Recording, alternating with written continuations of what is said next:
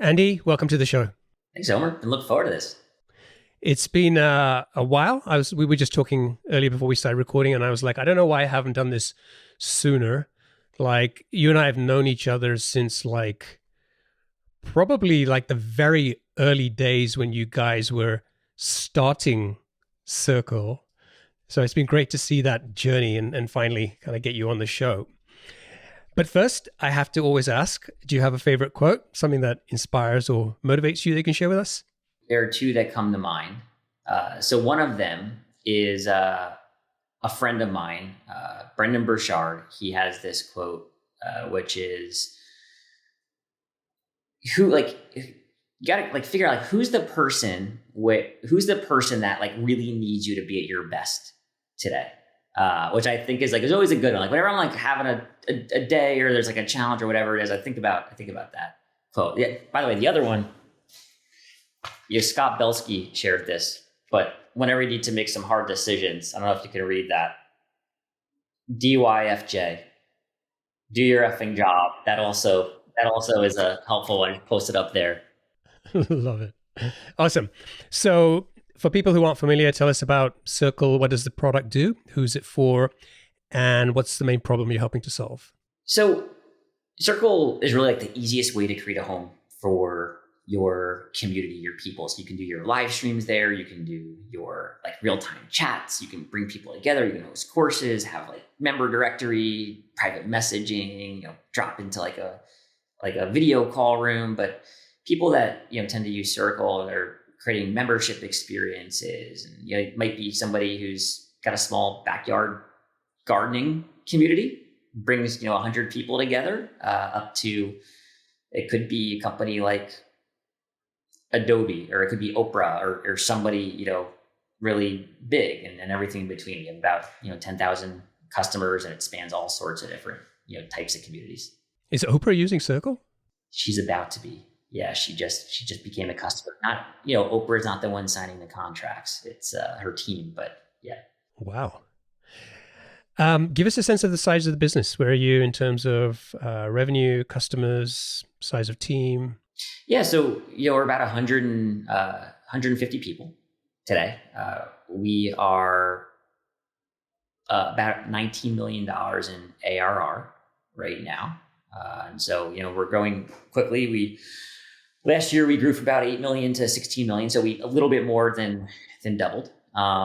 Things are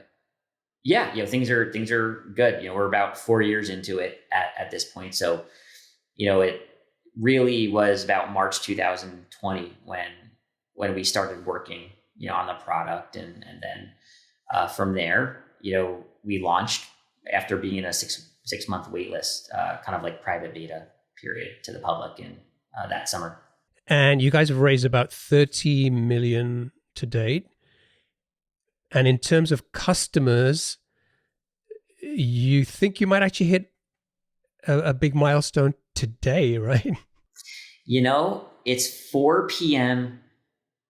New York time right now. I think by midnight tonight, we will officially bring on our 10,000th customer today.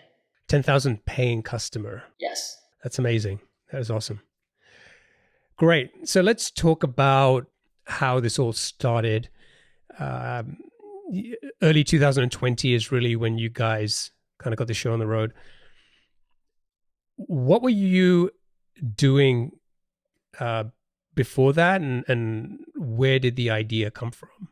It's funny. We really technically started Circle in March of 2020, right when the pandemic was happening and all of that. But before that, my co-founder Sid and I, and I have another co-founder, Rudy, as well. But Sid and I, we were at a company called Teachable for almost 5 years, right? And Teachable's a course platform, and so we were there. Sid was the third employee. I was the seventh employee. He was ultimately the VP of product there, and I was the VP of growth marketing. And so, the whole time, I think we just really respected each other. We had very complementary skill sets. Sid eventually left Teachable about a year before I did. And I was still there. And then ultimately Teachable was sold. So Teachable was acquired by a company called Hotmart. really good outcome for Teachable, and really great people at Teachable. Is one of the best times in my career. I learned so much there. But then after Teachable was sold, there was this. I was trying to figure out what's going to happen next, from here. And so, at the time, it's like you start to become really close to the markets that you serve. So I really understood course creators and just creators in general and how they thought, what they needed. One of the things that I saw at the time, and Sid, I know saw as well, but it was also, frankly, I think kind of obvious, is a lot of the best course creators, they were having these like Slack groups, or they were earning a lot of money. Well, why were they earning a lot of money? Well, they had these like premium offerings because they had these Facebook groups alongside them. And so like there was a lot of the best creators using these community experiences, and there was no product to actually do it in this like holistic way. And so we thought, what if we start a business here? And so I had just left Teachable, and Sid had been, doing his own kind of thing, exploring for like a year, just building products and stuff like that. He was actually at Gumroad for a bit. And then we're just like, let's start a business around it. Let's build the product. And did you guys, at what point did you raise money, and did you kind of bootstrap initially? Like what was the process you went through to kind of get started? 5 years in at Teachable, we were really tired. And actually, we had no interest in raising money. Like we were ready to, we were so excited. We're like, we're going to do slow growth. We're just going to maybe bootstrap this thing. It'll be me, Sid, and Rudy. We'll have a little 3-person company. We'll go really slow. Then COVID happened, and all of a sudden, there's also just pull in the market from people wanting that type of product. So we were starting to kind of get pulled into the market. Actually, my close friend from Teachable, who was the CEO and founder of Teachable, Encore Nagpal, him and I sat down. We were getting lunch, and I remember, walking him through, hey, I'm gonna leave Teachable. We're thinking about starting this business and all of that. And so he's the one who kind of said, well, first of all, I'll invest, right? I'd love to invest. Have you guys thought about investing? And we didn't really want to, but then he was like, I can line up the investors. And so we did raise, a small round. Relatively speaking, it was about $700,000, right? And then from there, we decided to raise another round a few months later because things were really taking off. Remember, we went from 0 to about $1 million in ARR in like 4 months. And so there was a lot of investor interest. It was also pretty frothy time in the market when, we're talking 2020, our product was a community product. And because of the, I think like the small reputation we had just from the success at Teachable, it was easier to have those conversations, and there was interest there. And so we did end up raising a $4 million seed round, kind of like a big seed round. And then eventually we did raise, 2 years later, we raised a $25 million round. So let's talk about those early days. So you guys decide you want to build this new company. Initially, you're thinking about slow growth. How long did it take to build that first version of the product? And like you'd seen the opportunity, but what did you do to validate this idea? Like, did you do the lean startup thing and start trying to interview customers? Did you put up a landing page? What were you doing to kind of help you, be confident that you were going in the right direction, building the right thing?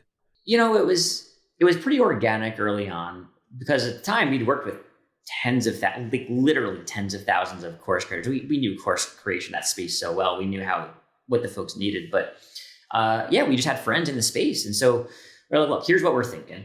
A lot of people say that when you create a new product, it needs to be like 10 times better than whatever the existing product was. In our experience, it was not that. We knew actually, like, if we could just make that thing like 10% better and that thing 10% better, like that would be a huge win for our folks. And so we wanted to kind of de-risk things. And what we did is we said to certain customers, like, look, you're already using a Facebook group and a Slack group. You're already creating courses. what if you just had it as a little bit of a better experience or as more holistic, and we got rid of some of the pain points that come with having a separate, community experience that's different from your course. We didn't say like, we're going to go out and invent some brand new concept. And so that really helped. And so we went to these customers who we understood, we had relationships with. We went to like 5 of them, 10 of them, and we just kind of showed them some designs. And then to Sid and Rudy's credit, because I'm not the technical person on the team, like they were building the actual product. They would have that conversation. The next day, they would go and they would build that in, and they'd send that person an email and be like, "Hey, what do you think? Was this what you were talking about?" And that feedback loop was really important. Love it. Now, just one clarification. When you said like, bringing it all together for these course creators, in the early days, you didn't set out to build Circle as a platform for your online courses, right? This was primarily a community platform that was integrating with other products in a more seamless way. So, people could still use Teachable along with Circle, as opposed to you're taking Ankur's money and all these other people and then building a competitor to Teachable, right? That's Yeah, so we really didn't. We were pretty tired of the course space, so we didn't want to go back. We didn't want to be building courses and doing all of that. We wanted to create what would be more similar, and we did create what would be more similar to like essentially like a white labeled Facebook group, or a little bit more of a Slack experience that you could though take and add into any course platform or website. So we would just kind of create the community experience. By the way, that's for the first few years of Circle, up until about maybe almost 2 years ago, maybe less than that. We didn't even have a course feature, right? So it was just the community piece. Okay, so I don't want to skip over what you said a little earlier, that you went from 0 to the first million in ARR in 4 months. A lot of people listening to this will be thinking, crap, I can't get to 0 to first 10 customers in 4 months, and these guys hit $1 million. So walk us through how that happened, and more importantly, what were you doing before the 4 month started to hit the ground running once you had the product out there? So I think that's the key that you just hit on, which is like, what were you doing before that? And I think I want to paint a really clear picture here and clarify. So we went from 0 to $1 million in the 4 months when we launched publicly, so that anybody could come and become a customer of Circle.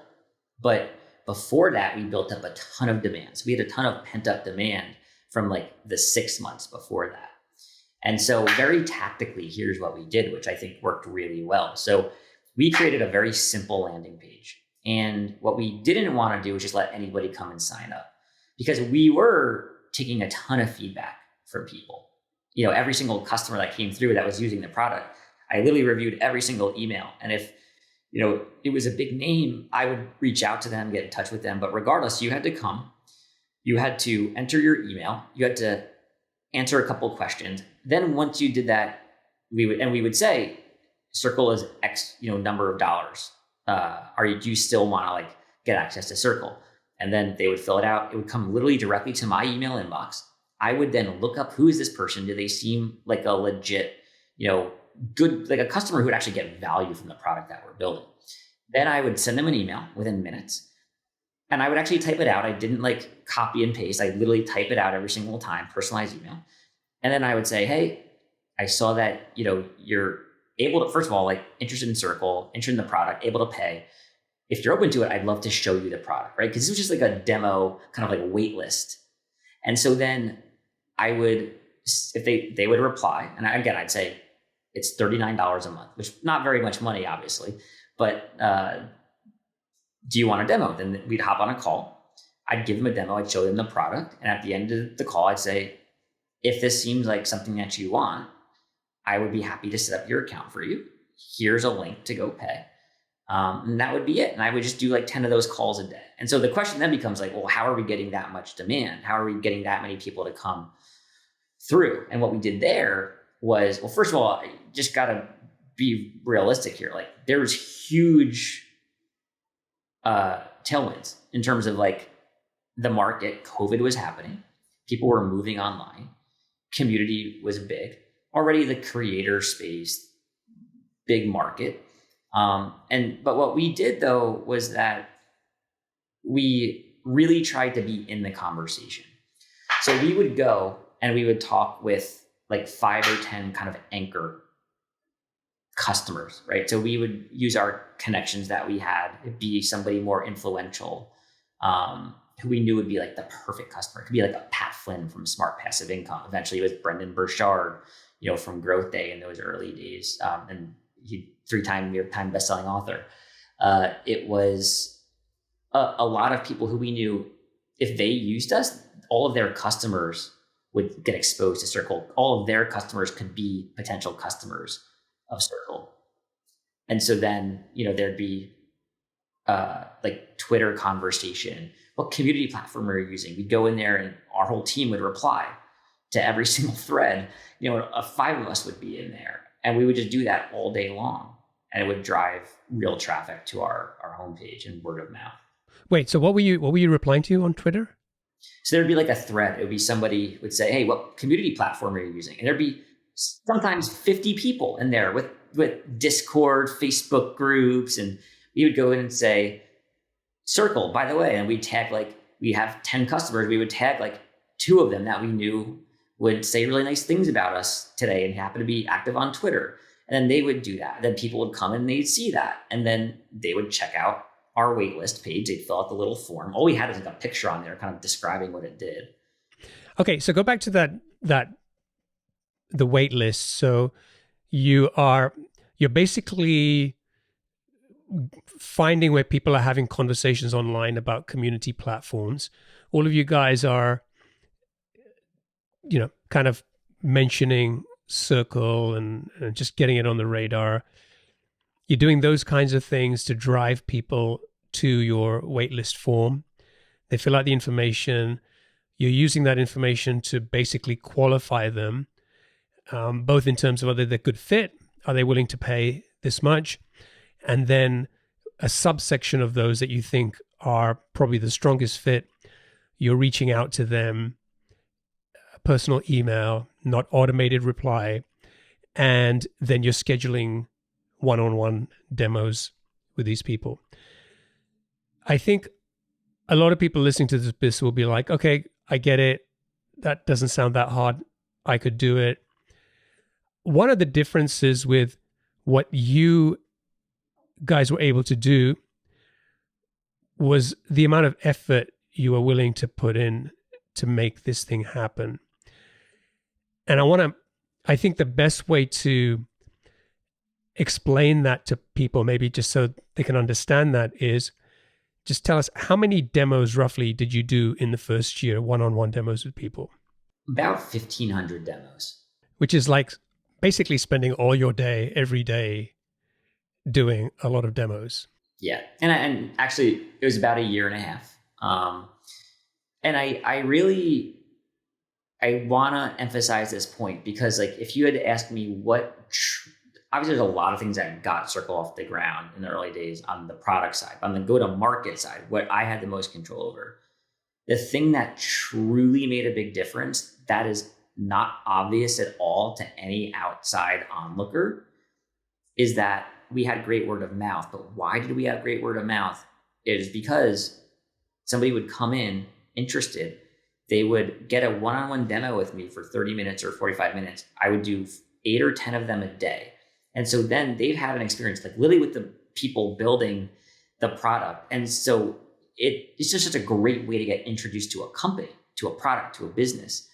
And then all of them would be like, wow, I'm literally talking to the team that's building this for me. I had a great experience on that 30 or 45 minute call. And then again, we go back to Twitter or social or whatever. They would be singing our praises because they had a great experience and they know us. So they kind of knew the people behind the product and the business. And they were rooting for us. So all of a sudden you do 8 or 10 of those today. And then the rest of the week, I just did 40 conversations with amazing people building communities this week. And so that would really help with that word of mouth, the virality, the conversation, the introductions, referrals, all of that. It was like a big snowball. Yeah. And I think it was around that time that you and I first met. And, I was instantly sold as a customer anyway. My only regret from back then is I didn't find a way to invest in the company as well, because that would have probably been a good thing to do. But yeah, it was like, yeah, these guys are onto something special here. And like, I had no idea where I was going, but it was just, there was just this energy behind it and a very clear vision. It wasn't like, oh, we're trying to build this and it's going to do this and whatever. It was just very clearly, people don't have this. This is what they're currently doing. And we think we can build a better experience. And it wasn't hard to understand, right? And then when you see what you guys are building, it was like, yeah, I think there is something potentially special here. So let's talk about the influencer piece. So you talked about Pat Flynn and Brendon Burchard. And you said, we used our contacts to go and get, meetings with these people. That's great, because you can use your relationships, and it's smart to do that to get your foot in the door to talk to these types of people. But I'm sure that, Pat is getting pitched on hundreds of products, left, right, and center, any opportunity people get. So your relationships get you, some time, but what did you do differently for people like that to get interested enough to want to be part of what you were doing? The thing that makes it less overwhelming is you actually probably only need like 2, maybe 3, maybe 1 anchor customer, right? So let's imagine if I was starting any software company from scratch, I needed to go out and get my first 100 customers. Let's say I was able to get my first 5 just regular old customers who are going to get value. They're not influencers, just anybody who can pay me. I got 5, 10 of those. But now I'm trying to think, how am I going to get to 500? I would go and I would find somebody who my product is absolutely perfect for, and I would bring them in and incentivize them to help promote it. And that's what we did. And so, the thing with Pat Flynn, we made Pat an advisor, and that comes with, a small amount, relatively at the time seemed small amount of equity, but now, very valuable equity. And, but the thing is, we didn't just pitch Pat on the product because, hey, yeah, you should be an advisor. It was like truly the exact product that Pat needed. More than any other product on the planet, he needed that product. And we knew that. So we didn't say, oh, let's go to Pat because we have a relationship with Pat. We went to Pat because we knew this is exactly for him. It would be perfect for him. It'll make his life so much better. We're uniquely qualified to deliver it to Pat. And we have a relationship with Pat. There's probably 500 people that we could say, hey, this is actually like kind of perfect for their business. But there were only a handful, maybe 10 or 20 that we thought were really great that could be that partner, and like really only a handful that we were close enough with. So we just cut an equity deal. Like he got a small amount of equity, advisor equity. We built the product for him, but with him, we took a ton of his feedback. And that's what I would do. Like I would do that. I'd figure out if I was starting a software company, like who are those people, in my space. Right. So that gives you some social proof. These people, are involved. And did that, like, how successful would you describe those initial like influences? Did it lead to, a bunch of people that in their communities, like wanting to get on board and drive more demand for Circle? Or was it more like, yeah, it's kind of opening doors, but it's not like, the floodgates just open? Like, what was that experience like once you had these people on? It was transformational. And that's the thing is like a lot of people, we had a very clear path to like what $30 or $50,000 in MRR was going to be within a few months. Like we knew the playbook before we even started the company. We were like, we wrote it down. Here's what we're going to do. If we could just build a product, this is how we're going to market it. And what we figured out is we're like, all right, like we want to get to 500, not employees, 500 customers. So we go to somebody like Pat, and we're very transparent with Pat about our goals. Look, we're coming from a good place. We want to partner with you. We want to build an amazing product, and we think it'll be better if you do it, but very tactically. So like, I know that if we do a JV webinar with Pat, where we come into his audience, we teach, he announces it to his audience.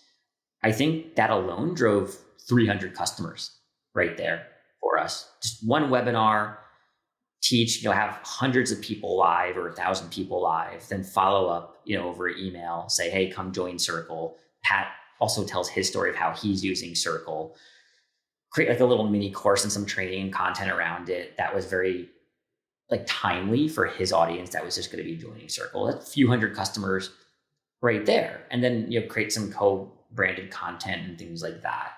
And then, by the way, because we have Pat, and to his credit, Matt and Pat are the two business partners there. They said, look, we're going to push the boundaries of Circle and your product, and we're going to make you better. And, so that's what happened. And then every single sales call we have would say, by the way, here's like what the best version of this could look like. And we show them the SPI community. So it helps us close all the other deals that are coming in. So we're getting the word of mouth. And by the way, Pat, his customers are also good customers of Circle, right? So like the members of his own community. So with somebody that you're partnering with, will they help you close more of your existing pipeline that's coming in? Will they help you drive new opportunities that are coming in? Will they help you even make your product better because they're super users of it? That's three key things. And Matt and Pat were all three of those. And so, if you can create a list of 10 of those types of people, the path to getting your first 500 customers, as long as if your product is strong, that path is very clear, like how you get there. You just do a bunch of these collaborations and you really invest deeply in the select few versus going super wide. Love it. I think there are some great lessons and insights. In many ways, it's a good case study on how to do, influencer marketing or even just generally partnerships. And I love that you kind of made it real by saying it doesn't have to be hundreds of these people that you go and find. You just need a few just to get things moving, right? And it's just being smart about thinking about who those people are and then trying to build those relationships.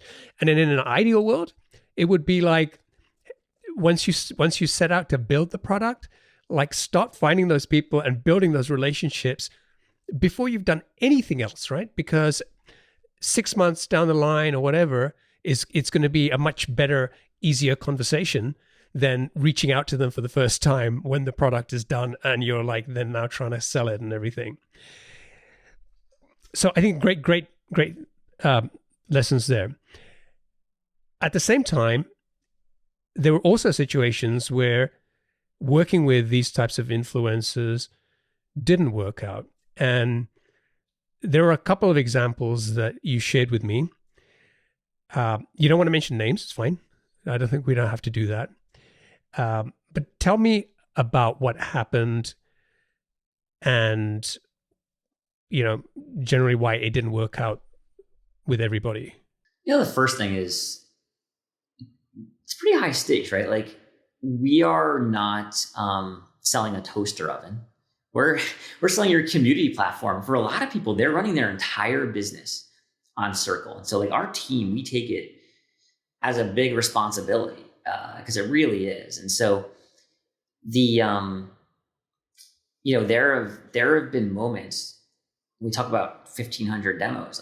Like I know these people who are coming in and becoming customers. I ask them all the questions and then I make a recommendation to them. Sometimes I tell them don't use Circle, but other times, I do. And so, when they come over, I always have to keep myself honest and know like, are they going to do well on Circle? And now there's a lot of things that can go wrong, but we talked earlier about, being in the conversation and being very like up close and personal with like the real people who are using the product on places like Twitter and social and all of that. And so like that's, playing on the knife's edge, right? Because like it can go in your favor very publicly when people are talking, great about you, they're having great experiences. But what if somebody doesn't have a good experience? And so I can remember one time, and it was right when Circle was like really starting to take off and get more attention at the time. And back then, we had just there's a very high profile kind of influencer who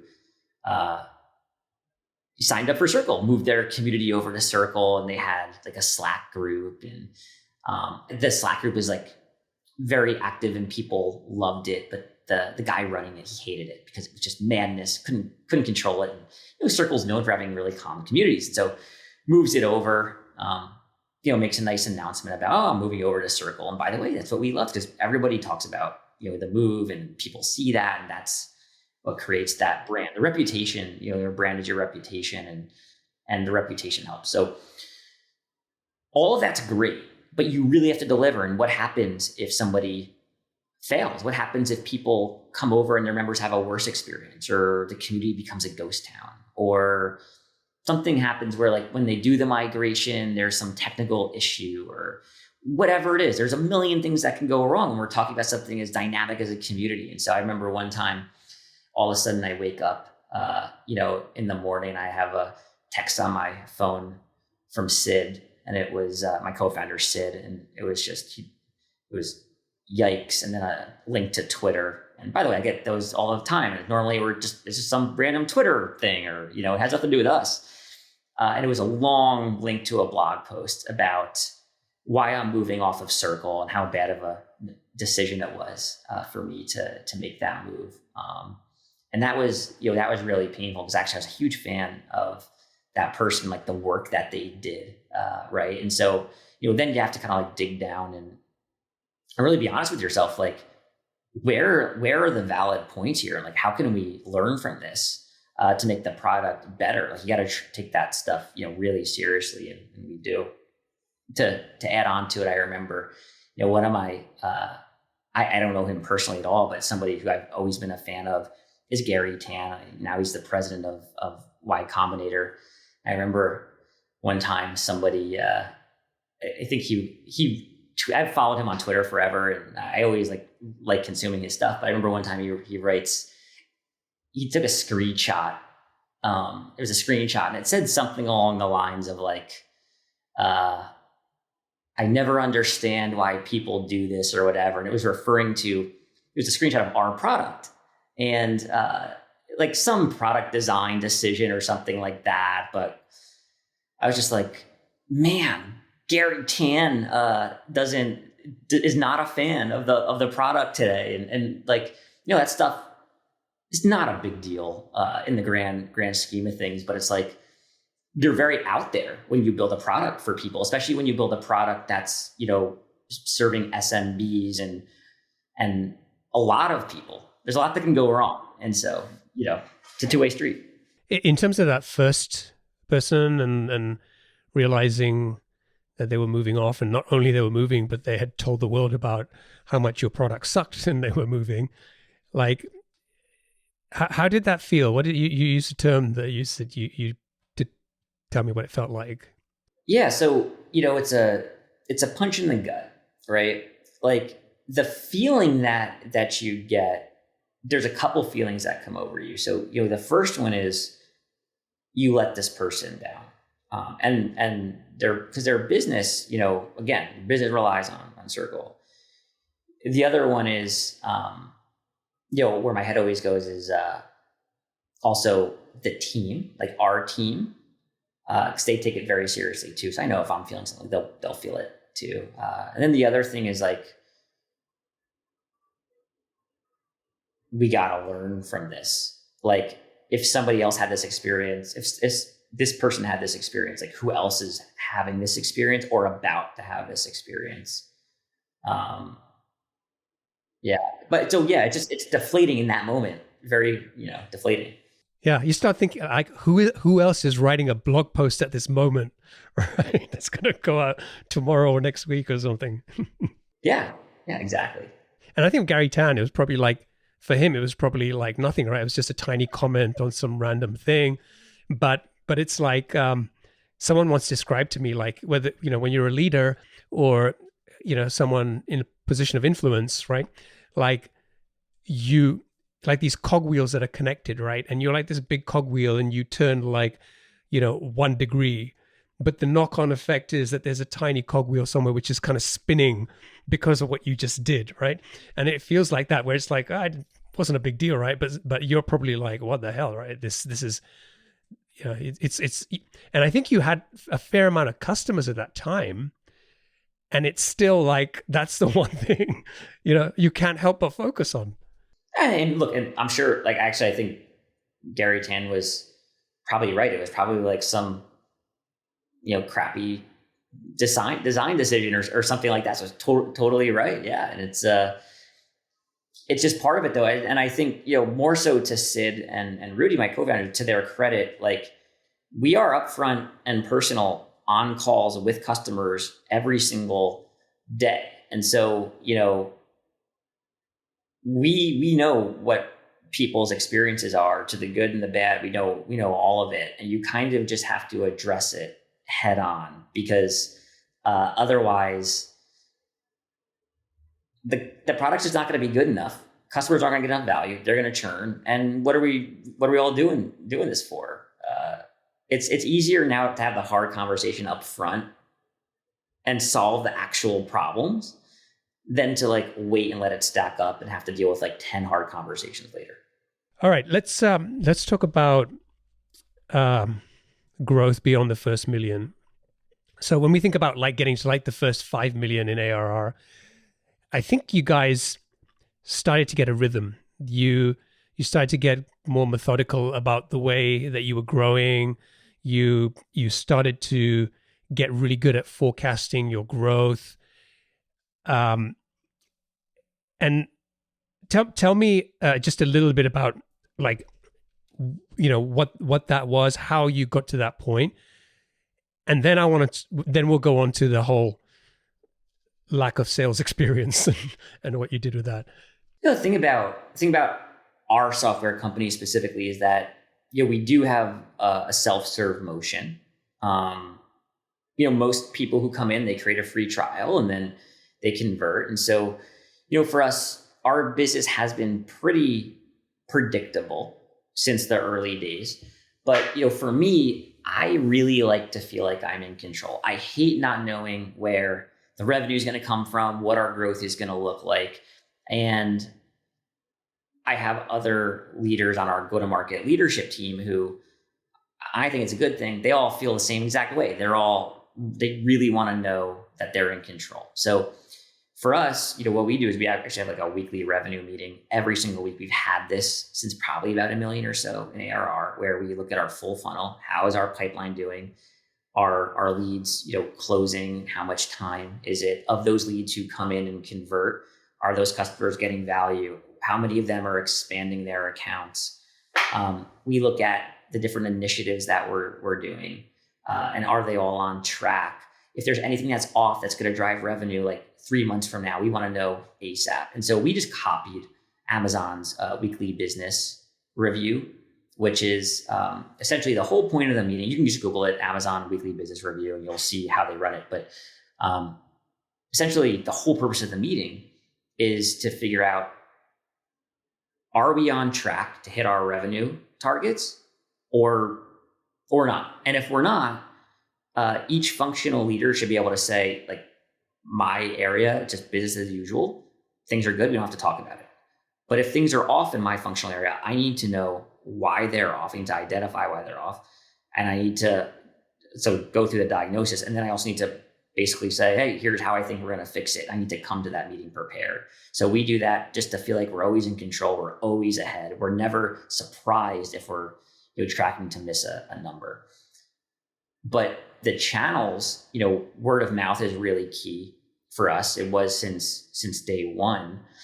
We have a product where people create the product and then they have members who get exposed to our product. So there's actually a little bit of some virality there, a little bit of a loop. We call it word of mouth, but the product helps with that. And so our product actually, like, we're a product-led company. So our product actually drives a ton of our growth, which is great. Yeah, that's awesome. So,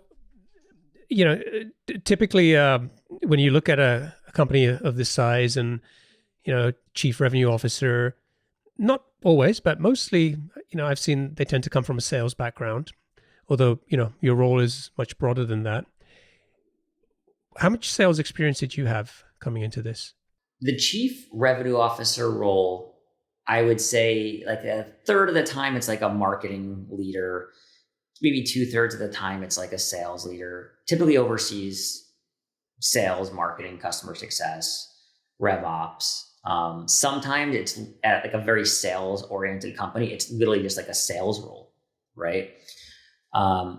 So I had no formal like sales org management experience. Even at Teachable, my role there, I was the VP of marketing and growth and oversaw like the marketing side of the house. We didn't even have a sales team there. It was all self-serve, right? So what I did was I got real and I was like, I'm gonna have to hire a coach and figure this out, because I didn't know what to do, but I knew that I didn't know enough. I was doing all the sales, and frankly, after 1,500 demos, I was kind of tired of it. I wanted to go out and hire a couple of people, but I wanted to get it right. And I had made mistakes in the past actually hiring salespeople, and I didn't want to repeat those mistakes. And so I went out, I found a coach. It was actually a customer of ours who ran a community called SDR Nation for SDRs. And he had previously been a VP of sales, actually multiple times. And so we just, had a conversation, hit it off. And I was like, hey, like, I know you're doing coaching. I'd love to hire you. Like, let's 8 hours. Let's just do 8 hours together, see how that goes. And then he became my coach kind of longer term. And I realized the more I talked with him, how little I knew about properly running a sales team. And so I was like, wow, I can't imagine not having a sales leader. And his name is Charlie, like Charlie. And so put up a JD. And at the same time, I sent him an email and I was like, look, we're going to have this role and I really think you'd be a great fit for it. And he basically said no. And then, I tried to convince him more, over a couple of weeks. He was actually already working on another venture, exploring something else that he was going to take on. And so, eventually I just wrote him a really long email trying to convince him to join the team. And it still seemed like it could go either way. I found out later. So he flew in a week later. We were going to kind of go through, all right, well, how would you, come in? Like, what would you do? He was going to test out, would he like working with me? So we go to this WeWork, we hop in a room, carve out like 3 or 4 hours together, go through. He comes super well prepared, tons of questions around the business, thinking about how he would, start things up. I left that meeting just being like, man, we have to get Charlie. We got to get Charlie. And it turns out he left his house a day before that. And his wife said, you got to go get this job. You have to join Circle. And so we were both trying to convince each other to start this kind of like relationship, together, where he'd come on and we landed Charlie. And so he's been great. Now he runs our sales team, but it's a 20-person team now, and he's just getting started.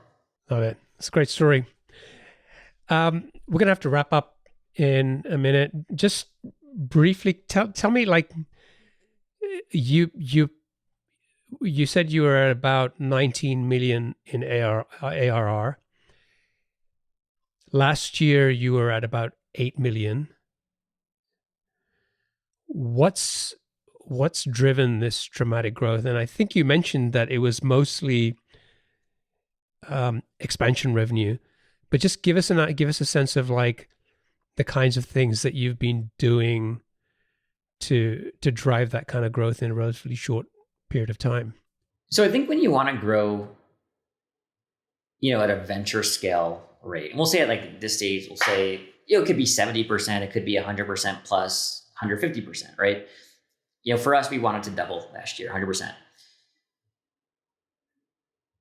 When you want to grow at that rate, you got to do multiple things. So like you need to acquire new customers. So like your gross, like new business bookings, that revenue, right? So new customers, you need to be growing, but then also there's expansion, right? And so you also need to expand the accounts of the folks that you're bringing in by delivering more value to them. So we've done like a lot of pricing and packaging, work. We ship a lot of new product improvements that people can get more value from, which then increases the size of their accounts. And then the other thing is you need to retain customers. You need to have lower churn, and you don't decrease churn overnight. It just has to kind of like, you need to be constantly acquiring the right kind of customers, building a really great product, delivering more value. And then over time, you can see the churn slowly come down, right? But ultimately, with expansion and then gross churn, if you kind of like put those together, like we really spend a lot of time thinking about net revenue retention and how can we increase net revenue retention. If you look at all of the companies that become really big in software, serving our types of customers, there's very few that serve very small customers like the way that we do. So we spend a lot of time thinking about net revenue retention, how to increase it, how to get as close as we can to 100% NRR. And to do that, we've also made some like pretty big product investments. So we rolled out this big workflows product, which is an extra product you can add to your account, on Circle. We've rolled out a mid-market product. Normally the average customer on Circle used to pay us $150 a month or $100 a month. And then we added a $30,000 a year, your own branded apps. You can do all of it like just on Circle. It's $30,000 a year. And so that really helped to us, grow the new business number, expand our accounts that wanted to go from paying us $200 a month, for their core experience, having full branded apps, $30,000 a year. Like, so there's a lot, like all of those things together, they kind of stack and add up to help. Maybe instead of growing 50% naturally, if you didn't do all the stuff, add those things in, grow 100%, So it's more so like, what can you do to just grow marginally, incrementally faster than the growth rate you would have otherwise just naturally without doing those things? Yeah. I know that you now even have an enterprise plan, and you're, a lot of the times I see you get SaaS companies that start to go up market. They go for these bigger customers. It's a tough thing to do to serve enterprise customers and the smaller customers. So like, where are you guys headed, and how you kind of balance that? So the truth is, a lot of the people that are buying our, what we call our mid-market plan, which is a whole different price point, they actually tend to be the same type of ICP as the smaller creators, right? So like a lot of times the person that's buying just normal Circle plan, it's like a creator and they're, pretty successful and all of that. The people who buy the, branded app experience where it's all their brand, nothing, related to Circle, like a lot of times they're just like that original person who's a few years ahead, who's, doing $500,000 in revenue or $5 million in revenue, but maybe they also have like an extra person or two on their team. And so it's actually pretty similar in terms of the ICP. What's challenging, but the real challenge is more so like getting them onboarded, the expectations and making sure you deliver on that. Because it's a different relationship when you charge somebody $1,000 versus $30,000. And so just really making sure you can live up to that and deliver. Well, I mean, it's been incredible to see you. Basically, it feels like I've been on the sideline watching this thing starting up and getting to the first million and then growing and kind of where you are today. And it's exciting to kind of think about where you're going to take this business in the next few years. So definitely we'll have to get you back at some point and talk more about this. I feel like, there's probably a whole bunch of things we haven't talked about that we could. But for now, we've got to wrap up. So let's get on to the lightning round. I've got 7 quick fire questions for you. Sounds good. Let's do it. What's one of the best pieces of business advice you've received? Just be willing to have like the uncomfortable conversations upfront and early and often, and don't put them off. What book would you recommend to our audience and why? The one that I'm reading now, which I'm really enjoying, is it's called Titan. It's about John D. Rockefeller. It's his biography. It's super long, but it's just a great story. What's one attribute or characteristic in your mind of a successful founder? Resilience, just like staying power, the ability to just like really keep going and go through pain and do it for a long period of time. What's your favorite personal productivity tool or habit? Long walks. I've had quite a few people say that. I should try it more walking. What's a new or crazy business idea you'd love to pursue if you had the time? Honestly, I'm so focused on Circle. I don't even want to do think about other businesses right now. I do too much business right now, you know? What's an interesting or fun fact about you that most people don't know?